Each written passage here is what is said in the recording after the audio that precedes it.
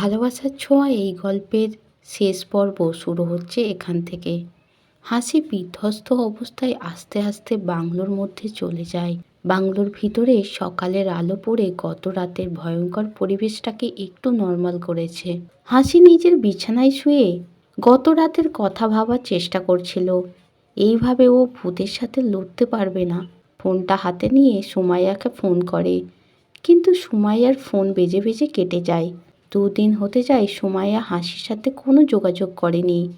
হাসি লিলিকে বলবে বলে ভাবছিল, তখনই লিলির ফোনটা আসে।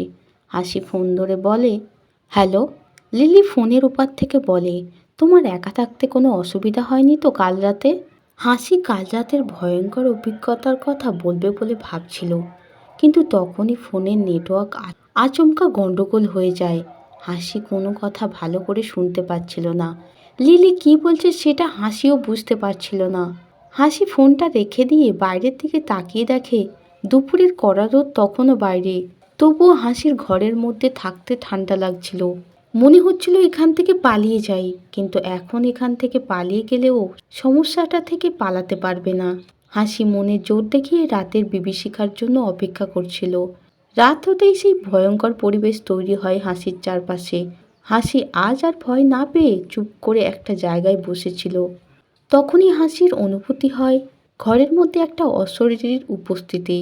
অশরীরীটা হাসির কাছে গিয়ে বলে, হাসি, আমি চলে এসেছি। হাসি স্থির হয়ে ভয় না পেয়ে বসেছিল। তারপর বলে, তুমি কি চাও আমার কাছ থেকে? কেন এমন করছো আমার সাথে? অশরীরী আত্মাটা বলে, কেন করছি তুমি জানো না? আমি কে সেটা তুমি কি জানো না? হাসি বলে, না, সত্যি জানি না তুমি কে। অশরীরী আত্মাটা হাসিকে শক্ত করে ধরে টেনে টেনে জঙ্গলের দিকে নিয়ে যায়। তারপর বলে, এখনও কি তোমার কিছু মনে পড়ছে না? হাসি জঙ্গলের চারিদিকে তাকিয়ে অনেক মনে করার চেষ্টা করে, কিন্তু কিছুই মনে করতে পারে না। শুধু একটা কথা মনে হচ্ছিল ওর, ওই জঙ্গলে কিছু তো খারাপ হয়েছিল যেটা ও মনে করতে পারছে না। অশরীরী আত্মাটা একটা জায়গা হাসিকে খুঁড়তে বলে। হাসি জায়গাটা খুঁড়ে একটা ডায়মন্ড রিং আর মানুষের কতগুলো হাড় খুঁজে পায়। রিংটা হাসির খুব চেনা। হাসি আর সুমাইয়ার বিয়ের সময় হাসি সুমাইয়াকে ওই রিংটা পরিয়েছিল। এই রিংটা এখানে কি করে এলো? আর ওই হাড়গুলো কার? হাসির মাথার মধ্যে অসহ্য যন্ত্রণা হচ্ছিল। হঠাৎ ওর মনে পড়ে একটু একটু ওই জায়গায় ও আর সুমাইয়া এসে লুকোচুরি খেলছিল। হঠাৎ সুমাইয়ার আত্মচিৎকার শুনে হাসি দৌড়ে গিয়ে দেখে সুমাইয়া মাটিতে পড়ে আছে। চারিদিকটা লাল হয়ে গিয়েছে পুরো। হাসি এই দৃশ্যটা দেখার পর অজ্ঞান হয়ে যায়, আর তারপর আর কিছু মনে নেই।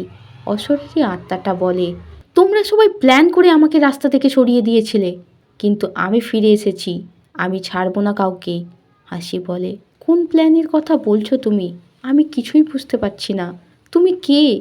অশরীরীটা এবার হাসির মুখের কাছে মুখ নিয়ে গিয়ে ওকে শক্ত করে ধরে কিস করে জোরে। তারপর বলে, আমি কে বুঝতে পারছো না তাই তো? আমি সুমাইয়া। হাসি অবাক হয়ে বলে, মানে এটা কি করে হতে পারে? তুমি সুমাইয়া হলে তাহলে এতদিন আমি যার সাথে আছি সে কে? সুমাইয়া রাগী গলায় বলে, তুমি আর আমার যমজ বোন দুজন মিলে প্ল্যান করেই তো আমাকে রাস্তা থেকে সরিয়ে দিয়েছো। এখন বলছো তুমি জানো না ও কে? হাসি অদৃশ্য আত্মাকে অনুভব করে ওর কাছে এগিয়ে গিয়ে বলে, আমি বিশ্বাস করতে পারছি না। আর আমি তো জানতামই না সুমাইয়ার কোনো যমজ বোন আছে। আমাকে বিশ্বাস করো। আত্মাটা বলে, তাহলে তুমি এতটা অভিনয় করতে শিখে গিয়েছো?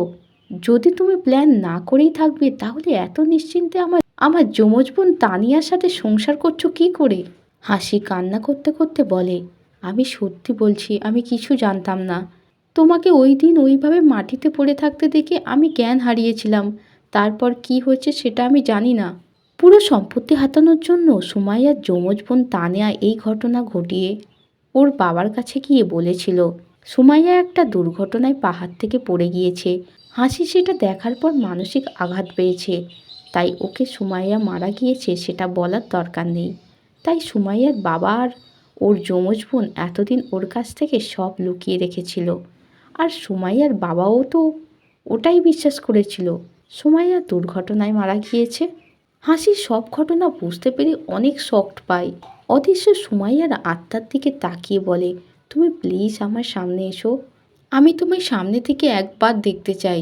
তুমি আমাকে যা শাস্তি দেওয়ার দাও, কিন্তু একবার আমি তোমাকে নিজের চোখে দেখতে চাই। সুমাইয়ার আত্মা বলে, এটা সম্ভব নয় জীবিত অবস্থায়। জীবিত অবস্থায় তুমি আমাকে দেখতে পারবে না। হাসি কান্না করতে করতে মাটিতে বসে পড়ে। সকালের আলো ফোটায় সুমাইয়ার আত্মাও ওখান থেকে চলে যায়। হাসি সারাদিন ভাবে কী উপায়ে সুমাইয়াকে ও দেখতে পাবে। তখনই ওর মাথায় একটা বুদ্ধি আসে। সুমাইয়া ওই দিন রাতে জঙ্গলে একটা কাটা গাছের গুড়ির উপর উদাস হয়ে বসেছিল। তখনই হাসি পিছন থেকে গিয়ে ওর গায়ে হাত দেয়। সুমাইয়া পিছনে ঘুরে হাসিকে দেখে অবাক হয়ে বলে, তুমি এখানে এখন কি করছো? হাসি হেসে বলে, এবার থেকে আমি তোমার সাথেই থাকবো। আমাদের কেউ আলাদা করতে পারবে না। সুমাইয়া বলে, থাকবে মানে? আমি আর বেঁচে নেই। তুমি একটা মৃত মানুষের সাথে কিভাবে থাকবে? তার চেয়ে তুমি বাড়ি ফিরে যাও। আমি তোমায় ভুল বুঝেছিলাম, তাই এত রেগেছিলাম। কিন্তু এখন আর কোনো রাগ নেই কারোর উপর। তুমি আমার যমজ বোনের সাথে যেমন সংসার করছিলে তেমনই সংসার করো। হাসি বলে, আমি তোমার খুনির সাথে আর একটা দিনও থাকতে পারবো না। আর এখন? সুমাইয়া বলে, এখন কি? আর তুমি আমায় দেখতে পাচ্ছ কি করে? হাসি দৌড়ে গিয়ে সুমাইয়াকে জড়িয়ে ধরে বলে, যেটা করলে আমি তোমায় দেখতে পাবো সেটা করেছি আমি। চলো এবার আমরা নতুন করে সংসার শুরু করি এই জঙ্গলে। বাংলোর ভিতর হাসির নিথর দেহটা পড়েছিল। একসাথে এক বোতল ঘুমের ওষুধ খেয়েছে। এখন হাসিকে হাজার ডাকলেও আর কোনোদিনও উঠবে না ও। ভালোবাসার ছোঁয়া গল্পটা এখানেই শেষ হলো। গল্পটা কেমন লাগলো আমাকে অবশ্যই কমেন্ট করে জানিও। আর ভালো লাগলে লাইক সাবস্ক্রাইব করতে বলো না। আজকের মতো একটুখানি, বাই বাই।